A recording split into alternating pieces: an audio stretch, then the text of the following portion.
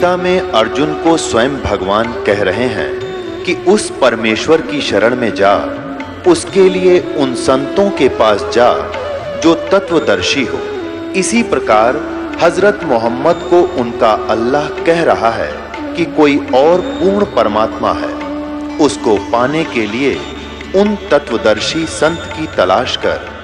वो प्रभु कौन है, ये जानने के लिए कृपया अवश्य सुनिए जगत गुरु तत्वदर्शी संत रामपाल जी महाराज के अमृत वचन।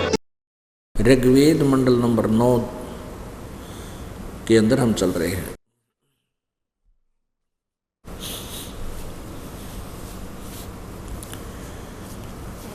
ऋग्वेद मंडल नंबर 9 और सूक्त नंबर 86 का मंत्र 26 पढ़ रहे हैं। इन्होंने वह परमात्मा कवि का अर्थ लिख दिया सर्वज्ञ। हम इसको लिख दें कबीर देव, यहाँ कबीर देव लिख दिया बस, कबीर देव। चलो कवि का अर्थ कवि मान लिया, हम कवि साहब, हम उसको कबीर साहब कहने लगे, नोट कवि साहब, कबीर साहब कहते हैं। तो वो परमात्मा कबीर देव विद्युत के समान क्रीड़ा करता हुआ, यानी जैसे बिजली एक पल में यहाँ आ जाती है, आकाश की बिजली गिरती है सेकंडों में, और वर्णीय पुरुषों को प्राप्त होता है। वर्णीय माने श्रेष्ठ अच्छी आत्माओं को प्राप्त होता है, मिलता है। अब देखो इसमें कमाल कर दिया 7वें में। ये तो इन्होंने वैसे अड़ंगा कर रखा, प्रेम की सैकड़ों धाराएं, ये कुछ नहीं है, परमात्मा को प्राप्त होती है। यहाँ हमने ये देखना, जो परमात्मा प्रकाश पुंज परमात्मा को, यानी तेज पुंज दे धर के तेज पुंज का रूप बनाकर जो परमात्मा आता है, उसको बुद्धि वृत्तियाँ विषय करती, मर्जनती, यानी वो अच्छी तरह, अच्छी आत्मा अच्छी तरह जान सकती हैं। जो परमात्मा ध्रुवलोक के तीसरे पृष्ठ पर विराजमान है, हो गया ना सपृष्ठ। जो परमात्मा ध्रुवलोक के और तीसरे पृष्ठ पर विराजमान है, वहाँ परमात्मा बैठा है। नौमा किसी और ने अनुवाद कर रखा है, और नौमे का कुछ अंश किसी ने कर रखा है, कुछ किसी ने इस करके गड़बड़ करके। यहाँ देखो ऋग्वेद मंडल नंबर 9 सूक्त नंबर 96 का और मंत्र नंबर 18 में यहाँ से लिखा है कि तृतीयम धामम महिषे शिष्य संत सोम विराजमान अनुराजती सतुप। यहाँ तक तो अनुवाद ठीक किया है कि वह सोम स्वरूप परमात्मा यानी अमर परमात्मा पालन की इच्छा करता हुआ जो महान वह परमात्मा तृतीय धामम देवान और पितरान, देव्यान और पितरान इन दोनों से पृथक तीसरा जो मुक्ति धाम है उसमें विराजमान है। यहाँ परमात्मा का जिक्र कर रहा है, यहाँ कहता वो जो ज्ञान योगी, ये गलत हटा दिया इसने। तो यहाँ या तो ये भूल गया, अगर हमने ये सच्चाई लिखनी पड़ी। ऋग्वेद मंडल नंबर 9 सूक्त 86 है ये, और मंत्र नंबर 27 में ये देखिएगा कि जो परमात्मा ध्रुवलोक के, यानी ऊपर का जो तेजों में लोक है उसको ध्रुवलोक कहते हैं, अमर सतलोक के तीसरे पृष्ठ पर विराजमान है। वहाँ तीसरे स्थान पर एक जगह एक देशीय है, साकार है। ठीक हो गया। अब यहाँ देखना ऋग्वेद मंडल नंबर 9 सूक्त नंबर 86 का ही 31 में क्या स्पष्ट किया है कि रेब है, शब्द ब्रह्म का आधार परमात्मा रेब है, और वर्णीय यानी श्रेष्ठ उपासकों को भली भांति प्राप्त होता है। जो परमात्मा बलों का दाता है वह सबको सता में लीन करने वाला परमात्मा वनेशु उपासनाओं में शब्दमान होता है। ऐसे जो शिशुम, ये संस्कृत है, अनुसत शिशुम रहंती, जो शिशुम शब्द का लक्ष्य स्थान है, नहीं इसका लिखना था जो शिशुम यानी शिशु रूप में प्रकट होता है उसको सुमित लोग, सुमति लोग, अच्छे लोग, अच्छी बुद्धि वाले लोग ही साक्षात्कार करते हैं, बालक रूप में प्रकट होता है। इसका अर्थ ये बनना चाहिए शिशुम। ये अनुवाद गलत किया। कहते हैं उसको सुमति लोग यानी अच्छी बुद्धि वाले लोग, तत्वदर्शी संत ही उसका साक्षात्कार करते हैं।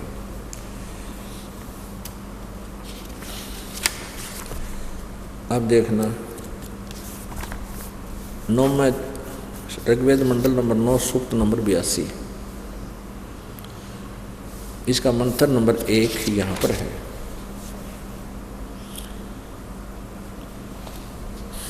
जो सर्वोत्पादक प्रभु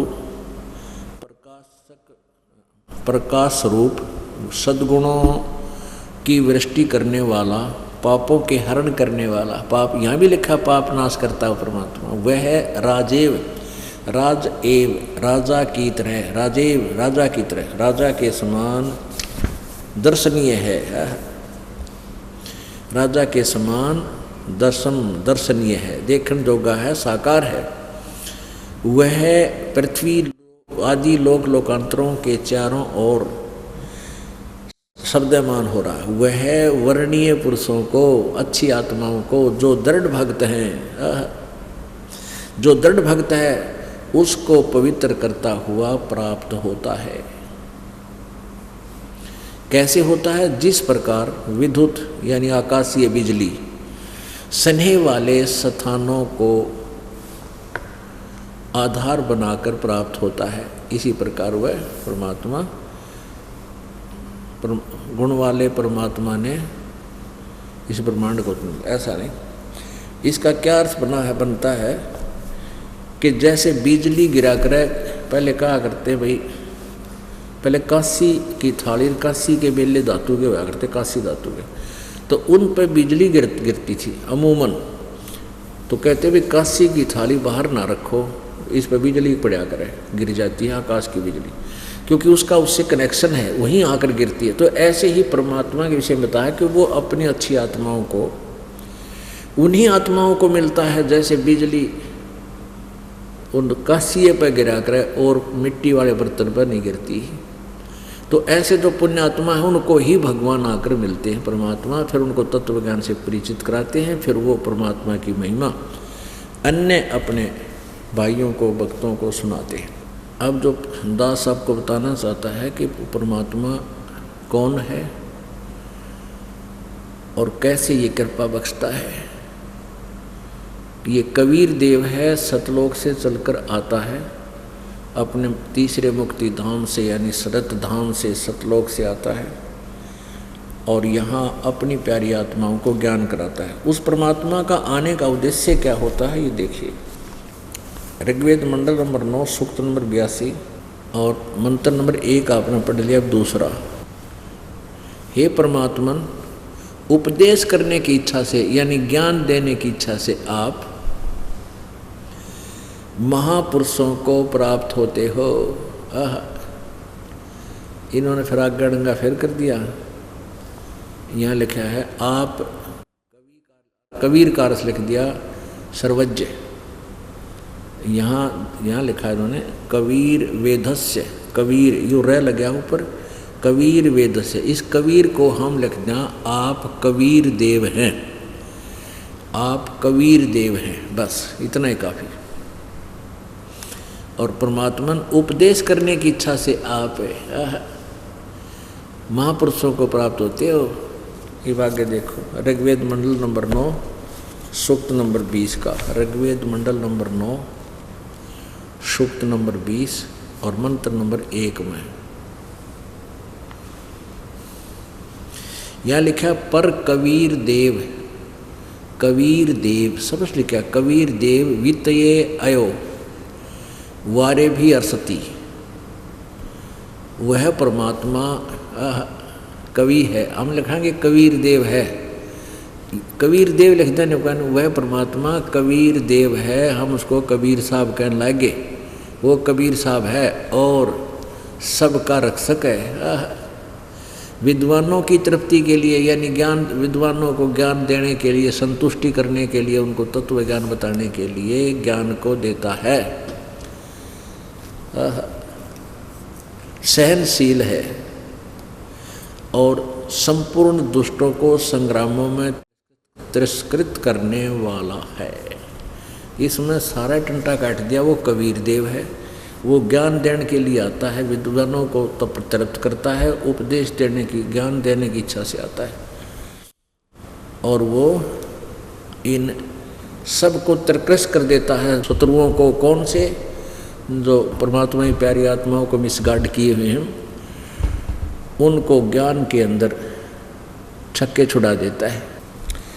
ये परमात्मा कबीर जी चारों युगों में आते हैं। सतयुग में सतसुकृत नाम से, त्रेता में मुनिंदर नाम से, द्वापर में करुणामय नाम से। इन तीनों युगों का कुछ कुछ आपको सुना दिया आज सुबह के सत्संग में, ये बताने के लिए कि वो कबीर परमात्मा है और वो ऐसे प्रकट होता है। और ये लक्षण जो परमात्मा ने अपने प्रैक्टिकली कर रखे हैं और वही वेद बता रहे हैं, तो फिर परमात्मा के समझने में, पहचानने में हम गलती नहीं करेंगे। बहुत आसानी से हम भगवान पहचान लेंगे परमात्मा कौन है, जो वेद बता रहे हैं। और फिर परमात्मा ने स्वयं आकर वही लीला पहले की हुई है। वेद तो हमने अब समझ में आए हैं कि वेद क्या बता रहे हैं, वो लीला पहले की हुई प्रभु ने। वेद बताते हैं वो परमात्मा ऐसे करता है, ऐसे आता है, अच्छी आत्माओं को मिलता है जो दृढ़ भक्त है और उनको ज्ञान देता है। अब ज्ञान तो वेद पहले बता ही रहे थे, तो उसको आने की क्या आवश्यकता पड़ी? क्योंकि इन वेदों को भी ये लोग समझ नहीं सके। अज्ञानी ऋषि, महर्षि, ये नकली, सबको भ्रमित किए हुए थे। इसलिए भगवान ने स्वयं आना पड़ा, क्योंकि काल ज्योति निरंजन ब्रह्म, ये ब्रह्म नहीं चाहता कि कोई तत्व ज्ञान से परिचित हो जाए। सबको मिसगाइड कर रखा है, अपने जाल में फंसा रखा है। प्रत्येक युग में आते हैं ऐसे ही, वो ऐसी लीला करते हैं। तो पुराने समय की लीलाएं तो क्योंकि लिपिबद्ध सारी नहीं हो पाई, जो परमात्मा ने खुद बताई वो हमने लिपिबद्ध की हुई है, जैसे धर्मदास जी ने की। अब क्या लिखा है कि 600 साल पहले सन 1398 में परमात्मा आए, सतलोक से चलकर आए, लहर तारा तालाब में विकसित कमल के फूल पर एक शिशु रूप धारण किया, जो भारतवर्ष के काशी शहर, बनारस शहर के अंदर वो लहर तारा तालाब आज भी विद्यमान है। तो वहाँ से एक नीरू नीमा नाम के दंपति जो निसंतान थे, और निसंतान दंपति यानी वो कपल उठा ले गए। और 25 दिन के परमात्मा हो गए तो उन्होंने दूध कुछ भी आहार नहीं किया। तो उनकी जो मुँह बोली माता थी वो बहुत चिंतित हुई। नीरू और नीमा पहले इसी जीवन में गौरी शंकर और सरस्वती नाम के ब्राह्मण ब्राह्मणी थे। मुसलमानों ने इनको ज़बरदस्ती अपना जल पिलाकर इनको मुसलमान बना दिया था। और नीरू नूर अली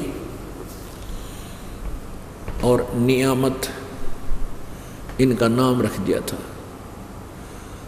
तो नूर अली को तो नीरू कहने लगे, नियामत को नीमा, अपनी देसी भाषा में कहते हैं, कोड वर्ड बना लिया करते हैं गाँव में, शहर में। तो नीरू और नीमा भले ही मुसलमान बन गए थे, 15-20 वर्ष हो गए थे, लेकिन शिव जी के वो कट्टर पुजारी थे पहले, तो आज भी शिव जी को भूले नहीं थे। तो उन्होंने शिव जी को याद किया, बहुत बुरी तरह तरफ से कहा कि हे भगवान, या तो ये बालक देते नहीं और अब देकर फिर ले रहे हो, मेरे दाता दया करो, ये बच्चा मेरे अंदर इसकी ममता बहुत हो गई है, ये बच्चा मर गया तो ये आपकी बच्ची भी साथ मरेगी। नीमा कहने लगी। तब एक साधु का रूप बनाकर, एक साधु ऋषि ब्राह्मण का रूप बनाकर शिव जी आए शिवलोक तक चल के। और वहाँ नीमा रो रही थी, उससे कहा बेटी क्यों रो रही है, क्या बात है? नीमा ने कहा ब्राह्मण, ए ऋषि जी, ए महात्मा, आप मेरे दुख से को मत सुनो, आप भी रोने लग जाओगे, आपकी आत्मा भी दुख पाओगी। भगवान शिव जी ने ब्राह्मण रूप में, ऋषि रूप में कहा बेटी इन्हों क्या करें कि अपने दुख ने दूसरे तक बता दे तो हल्का हो जाता है। बता क्या कारण है, कुछ हो सकता है मेरे पास को थोड़ा बहुत जंतर मंतर में बता सकूं, तुझे राहत मिले। तो उसने सारी कथा सुना दी कि पहले तो हम निसंतान थे, और मेरे भगवान शिव जी से मैंने एक दिन हृदय से अर्ज करी थी, ये कमल के फूल पर बालक मिल गया मुझे। आज 25 दिन का हो गया, इसने कुछ भी नहीं खाया और ये मरेगा, मैं भी साथ मरूंगी। हमारे घर में 2 मौत होंगी एट ए टाइम, मैं आत्महत्या करूंगी। तो भगवान शिव जी ने कहा, बेटा दिखाइए तेरा बालक कैसा है, कहाँ है। तो उठा के लाई। नीमा ने सोचा महात्मा के चरणों में रख दूं। इस बालक ने चरणों में डालना चाहा। शिव जी तो 2 कदम पीछे हो गया और बच्चा वहाँ से उठकर और शिव जी के यानी चेहरे के मुंह के समान 4-5 फुट ऊंचाई पर अपने आप स्थिर हो गया आसमान में, आकाश में। नीमा नो सोच रही है इस महात्मा के कारण ये करिश्मा महात्मा ने कराया है, लेकिन वो परमात्मा थे। तो फिर शिव जी ने ऐसे किया, उनके हाथों में आ गई और फिर चर्चा की उस बालक से। 7 बार बोला, शिव जी ने प्रश्न किए, परमात्मा ने उत्तर दिया। और फिर भगवान शिव से परमात्मा कबीर जी ने कहा कि एक इनको कहो एक कुंवारी गाय ले आवे और उसकी कमर पर आप आशीर्वाद भरा पंजा रख देना, वो अपने आप दूध देवेगी, डेली दूध दिया करेगी, मैं वो दूध पीऊँगा। ऐसा ही किया गया। कुंवारी गाय आ गई, शिव जी ने ऐसे थपकी मार दी, अपने आप सतनों से दूध झरने लग गया और एक कोरा पात्र लाए हुए थे कुम्हार से, वो धोक मांझ के वो रख दिया, वो भर गया जब अपने आप बंद हो गया। ऐसे वो परमात्मा उस कुंवारी गाय का दूध पीकर उनके परवरिश यानी बालकपन की जो लीला परवरिश की कुंवारी गायों से हुई। अब ये प्रमाण वेद के हैं कि जब परमात्मा शिशु रूप धारण करके आता है, कुंवारी गायों से उसकी परवरिश की लीला होती है। तो परमात्मा फिर कौन है? ये तो 2 अक्षर की बात है। जब वेद बता रहे हैं कि परमात्मा ऐसी लीला करता है और वो भगवान ने 600 साल पहले कर रखी, तो परमात्मा पहचानने में हमें बहुत आसानी होगी। अब देखना, यही ऋग्वेद और इन आर्य समाज वाले धुरंधर विद्वानों के द्वारा अनुवादित है। दास अनुवाद करता तो कोई नहीं मानना हो। अगर रामपाल अनपढ़ है, अनपढ़ का मीन यानी संस्कृत नहीं जानता, ये कैसे अनुवाद कर सकता है वेदों का? अरे तुम न कर रखा कति उस समय स्पष्ट हो रहा, अरदास करेगा वो तो अमृत बरसेगा उसमें से। ये देखिए ऋग्वेद वही मंडल नंबर 9-10, ये वही है जो आपको अभी बताया था, दिखाया था, फिर भी दिखाना पड़ेगा। प्रकाशक है सर्वदेशी कार्य प्रतिनिधि सभा, महर्षिदान भवन, रामलीला मैदान, नई Delhi 2। Phone number fax number ये इनके हैं। मुद्रक है Prince offset printers 1510 Pataudi house Daryaganj नई दिल्ली। फोन नंबर इतना। अब फिर आपको दिखाते हैं ऋग्वेद मंडल नंबर 9 का सूक्त नंबर 1 और मंत्र नंबर 9 में। कमाल कर रखे। ये देखिए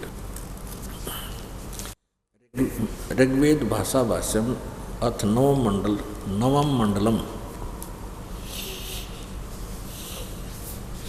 ये प्रथम मंत्र है। सोम स्वभाव परमात्मन, आनंद के बढ़ाने वाले, आह्लाद के वर्धक स्वभाव से आप हमें पवित्र करें।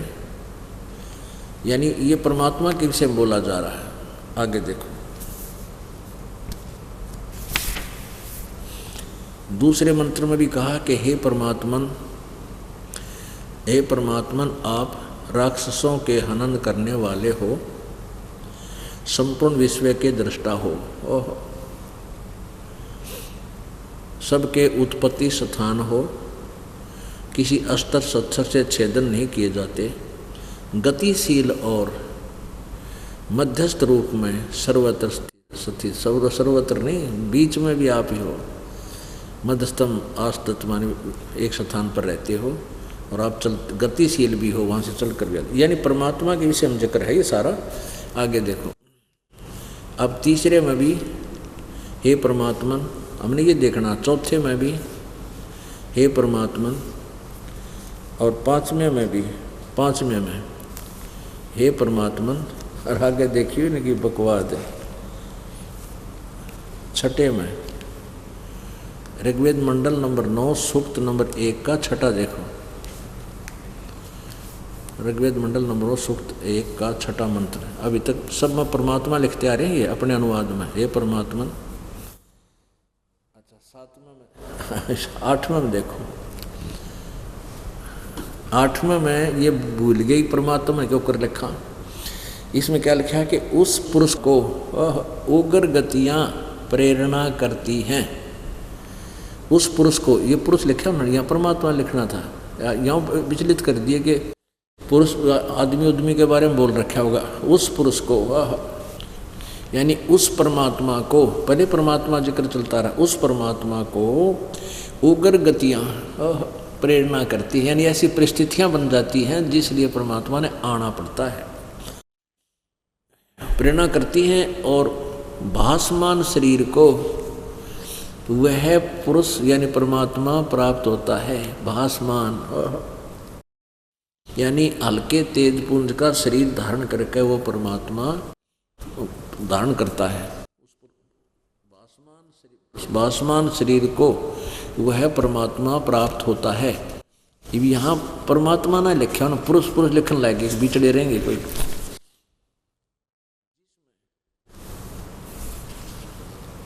जिसमें 3 प्रकार से दूसरों का वर्ण करने वाला मधुमेह शरीर मिलता है। आगे देखो, अब ये 9वां आ गया। परमात्मा के विषय है कि उस परमात्मा को, ये देखो 8वें में, कि उस परमात्मा को जो सबका रक्षक है, उग्र गति यानी ऐसी परिस्थितियां प्रेरणा करती हैं उनको यहाँ आने के लिए, और वो भासमान शरीर को प्राप्त होता है, यानी वो परमात्मा अन्य शरीर धारण करता है हल्का तेज में। और 9वें में लिखा है कि अभिम अधन्या, अभी इमम अधन्या उत्सरणती धेनुय शिशुम और सोम इंद्राय पातवे।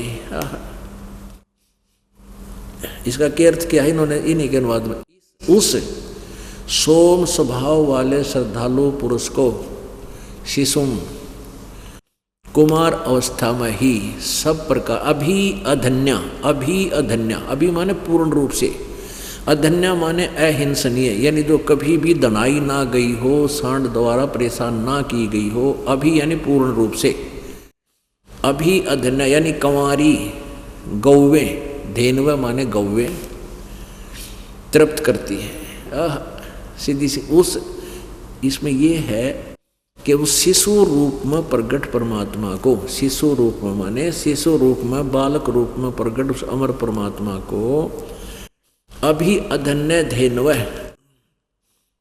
शरणंती यानी पूर्ण रूप से कंवारी, अहिंसनी यानी कभी भी अनटच्ड, वो कंवारी धेनव माने गौवे के द्वारा उनकी तृप्ति होती है, यानी कुंवारी गायों का दूध पीता हो। अब देखो 10वें में फिर और कमाल कर दिया। वो किस उद्देश्य से आता है? ऋग्वेद मंडल नंबर 9 सूक्त नंबर 1 और मंत्र नंबर 9 आपने पढ़ लिया। 10वें में के कमाल कर रखा। वो किस उद्देश्य से आता है? विज्ञानी पुरुष इसी भाव से संपूर्ण अज्ञानों को नाश करता है। इंद्र माने वो सर्व ऐश्वर्य देने वाला परमात्मा कबीर देव। इंद्र का अर्थ वास्तव में वेदों में पूर्ण परमात्मा की तरफ है कि सर्व सुखदायी परमात्मा। इसी भाव से संपूर्ण अज्ञानों का नाश करता है और इसी श्रद्धा भाव से सूरवीर, इसी श्रद्धा भाव से यानी जिस प्रकार सूरवीर अपनी वीरता से मदमस्त होकर ऐश्वर्यों को प्राप्त होता है। आगे देखो, यानी अज्ञान का नाश करने के लिए आता है परमात्मा। अब ऋग्वेद मंडल नंबर 9 सूक्त नंबर 2 का और प्रथम मंत्र, सोम स्वभाव दिव्य गुण युक्त परमात्मन आप हमें पवित्र करें और हे ऐश्वर्य परमात्मन आप ऐश्वर्य प्राप्त कराएं। हे आनंद वर्षक आप शीघ्र ही हमारे हृदय में प्रवेश करें और पवित्र करें तथा अवश्य रक्षा करें। आगे बहुत अच्छा लिखा है इसमें दूसरे में, सब कामनाओं के पूर्ण करने वाले यशस्वी महान परमात्मन आप हमें सर्वव्यापी ज्ञान का उपदेश करें। क्योंकि आप सद्ज्ञान और संसार के कारणभूत प्रकृति को सब ओर से धारण किए हुए हो। अब इसमें स्पष्ट किया हुआ है कि हे परमात्मा हमें यथार्थ ज्ञान कराइए, हमें यहाँ की सुख सुविधा दीजिए। तो अब ये कहते हैं परमात्मा एक देशीय नहीं है, अथवा ये जो गुण भगवान में वेद बता रहे हैं ये परमात्मा ने प्रैक्टिकल कर रखे। अब हम उस भगवान को बहुत आसानी से पहचान लेंगे। तो ऐसे उसके बाद कबीर परमात्मा की बचपन की परवरिश उस कंवारी गायों से हुई। वो परमात्मा जो 5 वर्ष के हो गए, जब वो परमात्मा 5 वर्ष के हो गए तो जिस उद्देश्य से वो आए थे कि अपने तत्व ज्ञान को अपनी प्यारी आत्माओं तक पहुंचाऊं, उसको सुर पर आरंभ कर दिया। और एक मर्यादा परमात्मा ने बनानी थी कि गुरु बिन माला फेरते, गुरु बिन देते दान, गुरु बिन दोनों निष्फल हैं, चाहे पूछो वेद पुराण।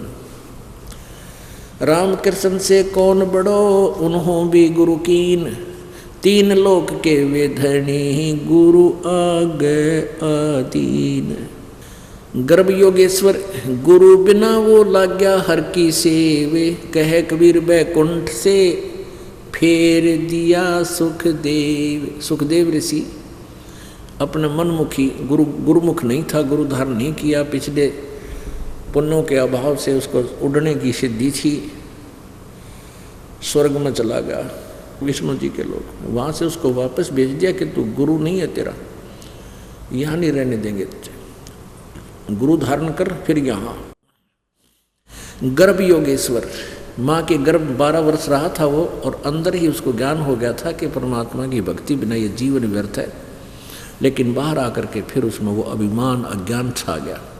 गर्भ योगेश्वर गुरु बिना लाग्या हर की सेवे, सेव मन पूजा, कह कबीर बैकुंठ से वो फेर दिया सुखदेव। उस सुखदेव ऋषि को स्वर्ग से वापस निकाल दिया था।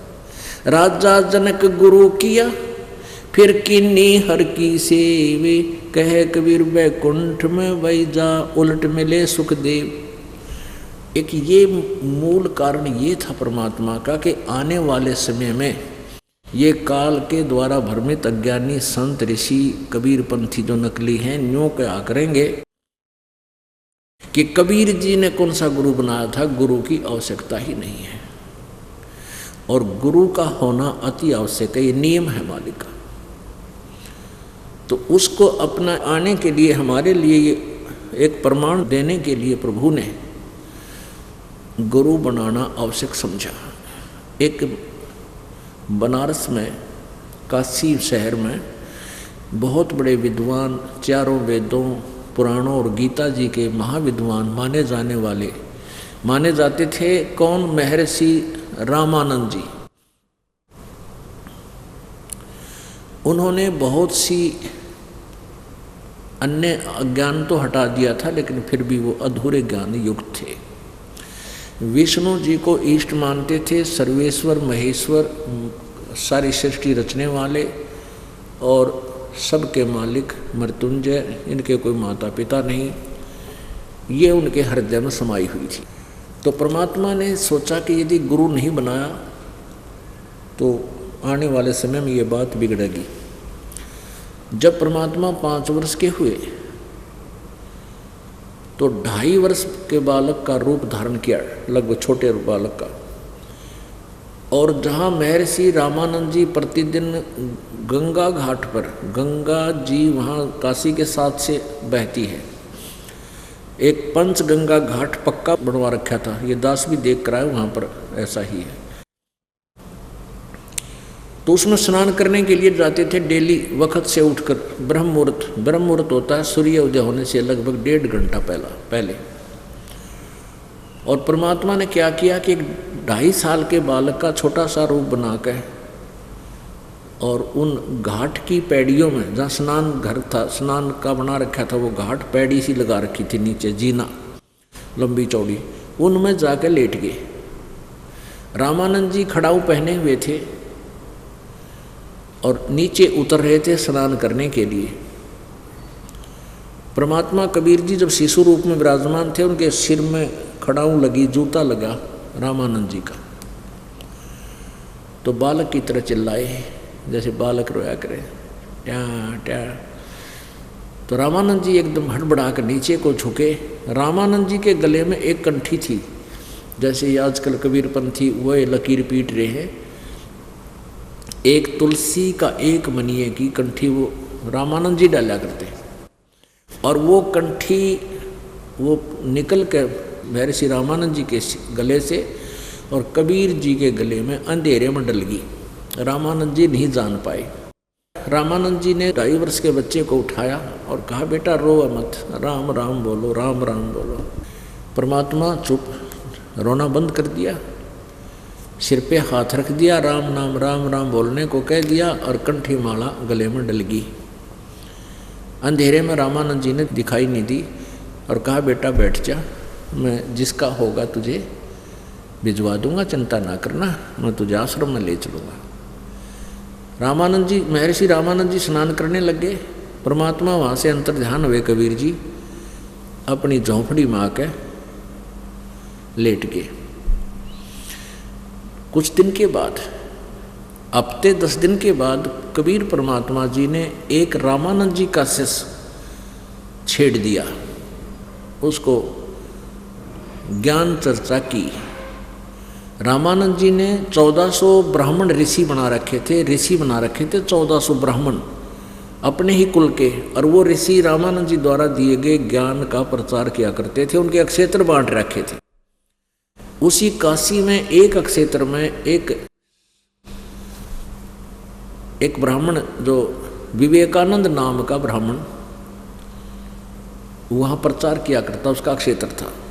तो वहाँ वो प्रचार सत्संग कर रहा था, 100-200 भक्त बैठे थे, विष्णु जी की महिमा सुना रहा था, और कबीर जी भी जा बैठे वहाँ पर, माथे पर तिलक विलक लगा के, इन वैष्णव साधुओं जैसा। महर्षि विवेकानंद जी जो ज्ञान चर्चा कर रहे थे, विष्णु जी को सर्वेश्वर बता रहे थे, इनकी कोई माता पिता नहीं, ये सारी सृष्टि के रचनहार हैं, ये सर्वेश्वर हैं, ये वासुदेव हैं।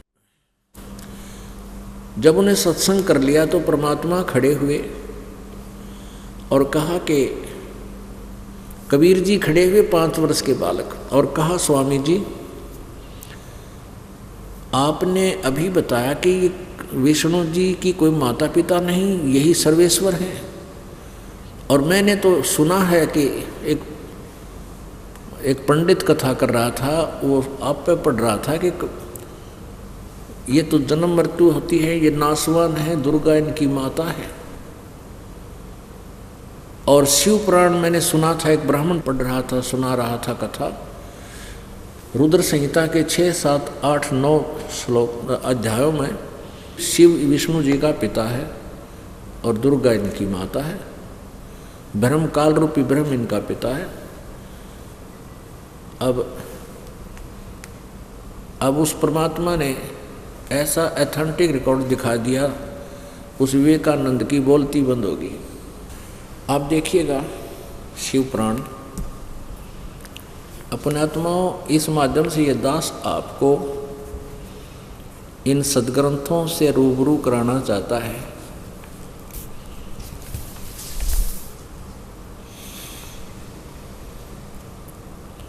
संपादक हनुमान प्रसाद पोदार। प्रकाशक एवं मुद्रक हैं गीता प्रेस गोरखपुर, गोविंद भवन कार्यालय कोलकाता का संस्थान। इसके 98वां पृष्ठ पे 98 पृष्ठ पर हम आते हैं। संक्षिप्त शिवपुराण 98वां पृष्ठ पे अपने पुत्र नारद की यह बात सुनकर लोक पितामह ब्रह्मा वहाँ इस प्रकार बोले। अध्याय 5 समाप्त हुआ। ये छठा रुद्र संहिता का 6वां अध्याय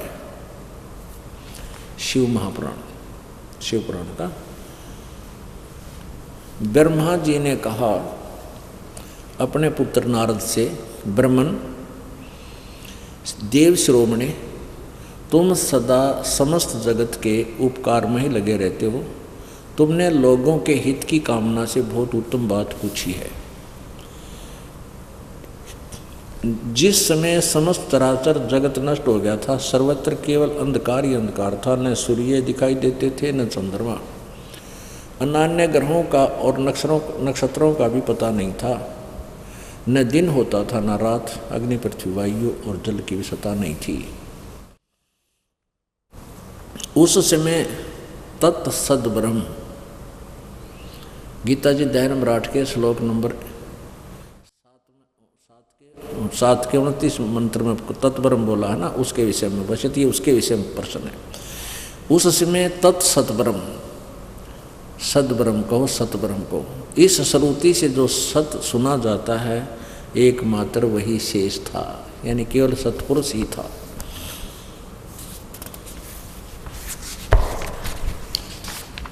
अब 100 पृष्ठ पे हम अपने मतलब का पढ़ेंगे। अब ये क्या बोल रहा है ब्रह्मा, जिस परब्रह्म के विषय में ज्ञान और अज्ञान से पूर्ण, यानी कुछ सच्ची कुछ झूठी उक्तियों द्वारा इस प्रकार विकल्प किए जाते हैं, उसने कुछ काल के बाद, कुछ समय के बाद द्वितीय की इच्छा प्रकट की। उसके भीतर एक से अनेक होने के संकल्प उदित हुआ। तब उस निराकार परमात्मा ने, ये काल को निराकार मानते हैं, अपनी लीला शक्ति से अपने लिए मूर्ति की कल्पना की। अब ये एंड बेंड बोल रहा है कि तत्सदब्रह्म कह है कि निराकार परमात्मा कह रहा है ब्रह्मा जी, क्योंकि विज्ञान तो था ही नहीं। अब जो मूर्ति रहित परम ब्रह्म है, परम ब्रह्म माने श्रेष्ठ, वो उत्तम पुरुष है, तू अन्य उत्तम पुरुष, श्रेष्ठ परमात्मा परम ब्रह्म। अब ये परम बात तो परम ब्रह्म की कह रहा है, घाटा ब्रह्म पर जोड़ रहा है ब्रह्मा। जो मूर्ति रहित परम ब्रह्म है उसकी मूर्ति, मूर्ति माने आकार, भगवान सदाशिव हैं। अर्वाचीन और प्राचीन विद्वान उन्हीं को ईश्वर कहते हैं। उस समय एकाकी रहकर स्वेच्छानुसार विहार करने वाले उन सदाशिव ने अपने विग्रह से एक स्वयं ही एक स्वरूप भूता शक्ति, यानी एक स्त्री की सृष्टि की, उसका अपने शरीर से नहीं कहते, एक स्त्री निकाली जो उनके अपने श्रीअंग से कभी अलग होने वाली नहीं थी। उस पराशक्ति को प्रधान प्रकृति गुणवती माया बुद्धि तत्व की जननी तथा विकार रहित बताया है। वह शक्ति अंबिका कही गई है। वह कौन थी? उसी को प्रकृति, प्रकृति शब्द याद रखना, प्रकृति दुर्गा को कहते हैं। ये गीता जी के 14वें अध्याय के अंदर आपका काम आओगा। प्रकृति माने दुर्गा, सर्वेश्वरी, त्रिदेव जननी, ब्रह्मा विष्णु महेश के उत्पन्न करने वाली, नित्या और मूल कारण भी कहते हैं। सदाशिव द्वारा प्रकट की गई, काल के शरीर से निकली उस शक्ति के 8 भुजाएं। हो गया अंडरस्टूड? नाना प्रकार के आभूषण उसके श्रीअंगों के शोभा बढ़ाते हैं। वह देवी दुर्गा यानी नाना प्रकार की गतियों से संपन्न है और अनेक प्रकार के अस्त्र शस्त्र धारण करती है। ये कति कंसेप्ट क्लियर हो गया कि वो दुर्गा के विषय में बताया जा रहा है। एकाग्नि होकर भी वह माया संयोग वसात अनेक हो जाती है। जो वे जो सदाशिव हैं उन्हें परम पुरुष ईश्वर शिव शंभु और महेश्वर कहते हैं। अब 101 पृष्ठ पे रुद्र संहिता वे अपने सारे अंगों में भस्म रमाए रहते हैं। उन काल रूपी ब्रह्म ने, आ गया ना ठिकाने, यो काल ब्रह्म, काल रूपी ब्रह्म, ये ज्योति निरंजन ने एक ही समय शक्ति के साथ, ये नाथ नहीं है, साथ शिवलोक नामक क्षेत्र का निर्माण किया था। उस उत्तम क्षेत्र को काशी कहते हैं। ऊपर के लोक की बात है, ये काल के लास्ट लोक में, इसी ब्रह्म इस ब्रह्मांड के ऊपरी स्थल पर वह परम निर्वाण या मोक्ष का स्थान है जो सबके ऊपर विराजमान है। वे प्रिय और प्रियतम, शक्ति और शिव, दुर्गा और काल, पति पत्नी जो परमानंद स्वरूप हैं, उस मनोरम क्षेत्र में नित्य निवास करते हैं। यहाँ देखें, देवर से एक समय उस आनंद वन में रमण करते हुए शिवा और शिव के मन में, दुर्गा और काल के मन में यह इच्छा हुई कि हम किसी दूसरे पुरुष की सृष्टि, हमने किसी दूसरे पुरुष की सृष्टि करनी चाहिए, यानी बच्चा उत्पन्न करना चाहिए, जिस पर यह सृष्टि संचालन का महान भार रखकर हम दोनों केवल काशी में रहकर स्वेच्छानुसार विचरण करें और निर्वाण धारण करें, विचरण और निर्वाण धारण करें। ऐसा निश्चय करके शक्ति सहित यानी दुर्गा के साथ सर्वव्यापी परमेश्वर शिव ने अपने वाम भाग के 10वें अंग पर अमृत मल दिया, यानी पति पत्नी व्यवहार किया। फिर तो वहां से एक बालक प्रकट हुआ, एक पुरुष प्रकट हुआ। अब देखना, शिव ने कहा, वत्स, व्यापक होने के कारण तुम्हारा विष्णु नाम विख्यात हुआ। अब सिद्ध हो गया पुण्यात्मा, इस काल और दुर्गा के संयोग से, पति पत्नी व्यवहार से विष्णु की उत्पत्ति हुई। आगे ब्रह्मा कहता है, इसी प्रकार मेरा भी जन्म इन्हीं से हुआ। ये देखना, ये छठा रुद्र संहिता का छठा अध्याय समाप्त हुआ, ये 7वां प्रारंभ होता है। ब्रह्मा जी कहते हैं देवर से, तत्पश्चात कल्याणकारी परमेश्वर शाम सदाशिव ने पूर्व प्रयत्न करके मुझे अपने दाहिने अंग से उत्पन्न किया। उन महेश्वर ने मुझे तुरंत ही अपनी योग माँ से मोहित करके नारायण देव की नाभि कोण में डाल दिया और लीलापूर्वक मुझे वहाँ से प्रकट किया।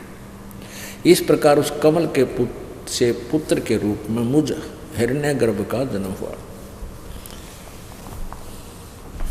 अब यहाँ दो हो गए, दो तो हो गए, दुर्गा और काल से विष्णु और ब्रह्मा की उत्पत्ति होगी। अब यहाँ लेखक जो है अनुवाद करता विचलित हो गया कि विष्णु शिव से शिव की उत्पत्ति कैसे लिखूं, गोलमोल कर दिया। लेकिन कहते हैं सच्चाई नहीं छुप पाती। 110 पृष्ठ पे ये स्पष्ट है, रुद्र संहिता 9वां अध्याय ना, शिव पुराण रुद्र संहिता ही है ये, और पृष्ठ नंबर 110 पे ये 9वां अध्याय समाप्त होता है, इसके लास्ट में ही है। इस प्रकार ब्रह्मा विष्णु और रुद्र इन तीन देवताओं में गुण हैं, परंतु शिव गुणातीत माने गए। अब ब्रह्मा विष्णु और ये रुद्र, ये इनसे इन तीन चिन्ह, चौथा है वो शिव, ये काल है। यहाँ भी कंसेप्ट कम क्लियर होता है। अब देखना 24 पृष्ठ दिखाते हैं आपको इसी रुद्र संहिता का।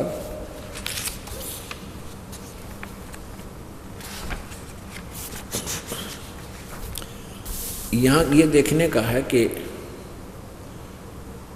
एक बार ब्रह्मा और विष्णु जी का इस बात पर झगड़ा हो गया कि ब्रह्मा बोला मैं तेरा बाप, विष्णु बोला मैं तेरा बाप। इसको शांत करने के लिए इस काल ने इनके बीच में एक तेजों में यानी प्रकाश में एक खंबा चमकता हुआ ट्यूब सी खड़ी कर दी, बहुत मोटी लंबी चौड़ी, 24 पृष्ठ पे। तो ये दोनों विचलित हो गए। फिर काल स्वयं प्रकट हुआ शिव रूप में और फिर इनसे प्रश्न उत्तर, इन्होंने ज्ञान पूछने लगे। क्या बताया? ब्रह्मा और विष्णु ने पूछा, प्रभु सृष्टि आदि 5 कर्तव्यों के लक्षण क्या है, यह हम दोनों को बताइए।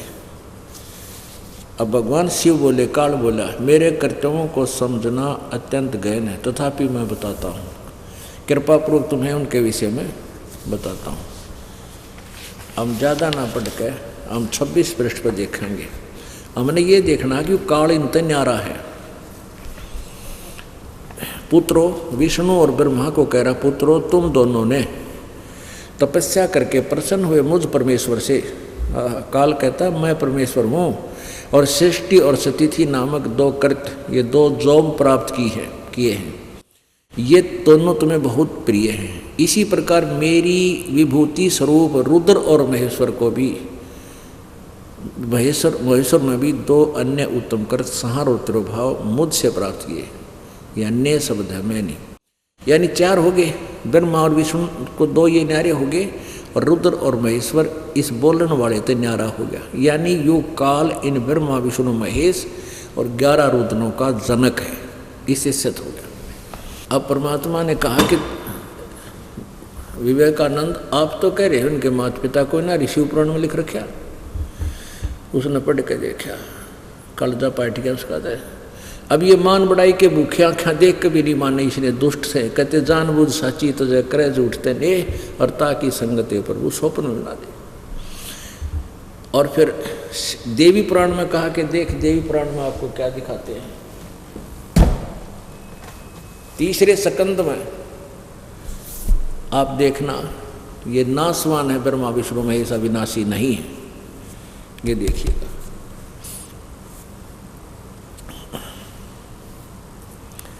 श्रीमद् देवी भागवत यानी दुर्गा पुराण, गीता प्रेस गोरखपुर से प्रकाशित है। संपादक हनुमान प्रसाद पोदार, चिमनलाल गोस्वामी। प्रकाशक में मुद्रक, गीता प्रेस गोरखपुर, गोविंद भवन कार्यालय कोलकाता का संस्थान। ये इनके फोन और फैक्स नंबर है। हम ये देखते हैं 123 नंबर पृष्ठ पे, 123 पृष्ठ है, 3रा स्कंद है, और इसमें 4 अध्याय है।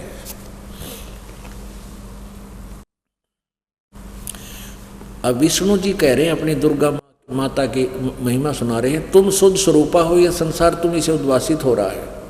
मैं ब्रह्मा और शंकर, हम सभी तुम्हारी कृपा से विद्यमान हैं।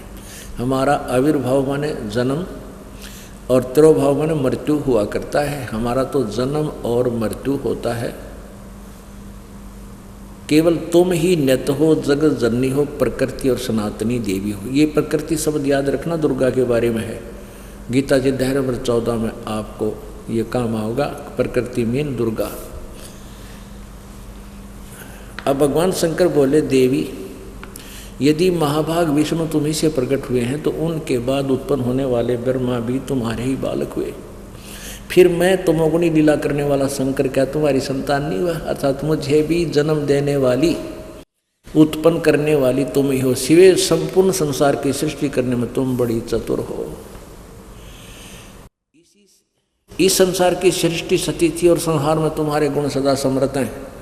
उन्हीं तीनों गुणों से उत्पन्न हम ब्रह्मा विष्णु शंकर, रजगुण ब्रह्मा, सतगुण विष्णु, तमगुण शिव जी नियमानुसार कार्य में तत्पर रहते हैं। और परमात्मा ने कहा, और सुनाऊं? और देख ध्यान से देवी पुराण का 3रा स्कंद 1 अध्याय पढ़ दोबारा स्वामी जी।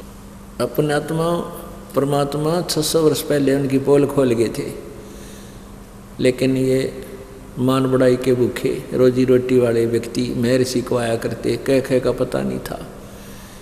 और परमात्मा के ज्ञान को उन्होंने आंखें पढ़ भी लिया, फिर भी समझ में ना आया और ना माने। कैसे दिखा देखो पुण्यात्मा, चलो वो ना माने ना मानो, पर आप तो मानेंगे। वह पवित्र सदग्रंथ अपने पास हैं जिनको हम सही मान्या करते। आज वही हमें निर्णय दे रहे हैं, तो हम तो मान लेंगे। तो तब तो चलो पशुओं ने हमारे तक नहीं आने दिया तत्व ज्ञान को। अब फिर पढ़ते हैं आराम से। पुण्यात्माओं, एक पेट के लिए इंसान फैक्ट्री में दिन में भी ड्यूटी करे, रात में ओवर टाइम करे। एक किसान होता है, क्योंकि दास का जन्म भी किसान परिवार में हुआ। और किसान कितना प्रयत्न करता है अपने पेट के लिए। अब पुण्यात्मा परमात्मा पाने के लिए जब हम परिचित हो जाएंगे, जैसे किसान अपने व्यवसाय से परिचित होता है कि यदि मैं कृत नहीं करूँगा, काम नहीं करूँगा तो भूखा मर जाऊँगा, मेरे बालक भूखे मरेंगे और मैं निर्धन हो जाऊँगा।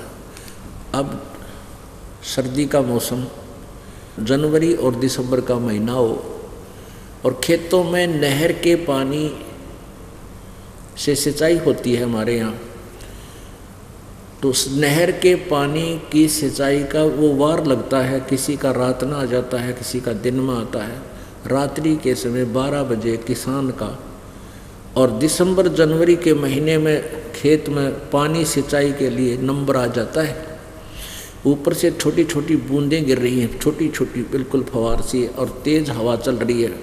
बादल छाए हों, फवार ना हो तो तेज़ हवा चल रही हो, अंधेरी रात हो, तो वो ये ना देखता तुझे कांटे लग जाएंगे या कोई सांप काट लेगा या कोई तुम बीमार हो जाएगा, नमूनिया हो जाएगा तेरे, वो कति परवाह नहीं करता। दिन में हल जोतता है, रात्रि के समय वहाँ पहुँच जाता है उस अपनी फसल में, गेहूं की फसल में सिंचाई करने के लिए। और वहाँ जाकर जो कंबल उसने ओढ़ रखा होता है वो भी उतार के रख देता है एक मेड़ पर, डोले पर, और कस्सी के साथ घुटनों पानी में और नाली में प्रवेश कर जाता है और वहाँ सिंचाई करता है, क्योंकि वो परिचित है अपनी जॉब से। यदि आज मैं आलस कर जाऊंगा तो मेरी फसल सूख जाएगी, मैं निर्धन हो जाऊंगा, मेरे बालक भूखे मर जाएंगे। तो अपनी कमाई करने के लिए वो कठिन से कठिन कार्य को भी करता है। इसी प्रकार आप, क्योंकि वो परिचित है अपनी जॉब से, यदि आप परिचित हो जाओगे कि परमात्मा पाने के लिए ये सब क्रिया करनी पड़ेगी, तो आप भी सफल होगे, धनी हो जाओगे और उद्देश्य में सफल होगे। पुण्यात्मा, इस काल का बहुत जाल है। अब यहाँ आने के बाद आपको कोई चिंता नहीं, बिछे बिछाए मैट, रजाई मिलेंगी, गद्दे बिछाने, बनाया बनाया भोजन, अब अमृत वर्षा होने लग रही। अब ये मन क्या करता है, फिर लटके लेने लग जाए ना थोड़ी देर में, और थोड़ी सी चिंता हो जा, कोई टेंशन बढ़ जाओ, नींद आ, सो के दिखा दियो, 2-2 गोली खा जाते नींद की, 3-3, फिर भी नींद ना आती, सो के दिखाओ ना। तो ऐसे हमने अब डर बनाना पड़ेगा कि ऐसी अमृता वर्षा हो रही और नींद आवे। ये भी एक काल का भयंकर जाल है। ऐसा बढ़िया मौसम, ना गर्मी है ना सर्दी है, ऊपर परमात्मा की दया है, पंखे चल रहे हैं और अमृत वर्षा हो रही है। तो ध्यान से सुनो इस परमात्मा की प्यारी वाणी को। ये को बालकों का खेल नहीं, इतनी व्यवस्था कर रखी भक्तों ने आपके लिए, कितना बड़ा शेड बनाया है, ऊपर पंखे ला कर धर दिए, 2 महीने 1.5 के अंदर सबके में जचा कर रख दिया परमात्मा कबीर जी की दया से। इसीलिए कि प्यारी आत्मा यहाँ आएंगी, परमात्मा का ज्ञान सुनेंगी, अपने भगवान को पहचान के यहाँ से कल्याण करवा जाएंगी। कितना पुण्य होगा उन पुण्य आत्माओं ने जिन्होंने इसमें सहयोग दिया, शेड बनाने में, यहाँ सारी व्यवस्था बनाने में।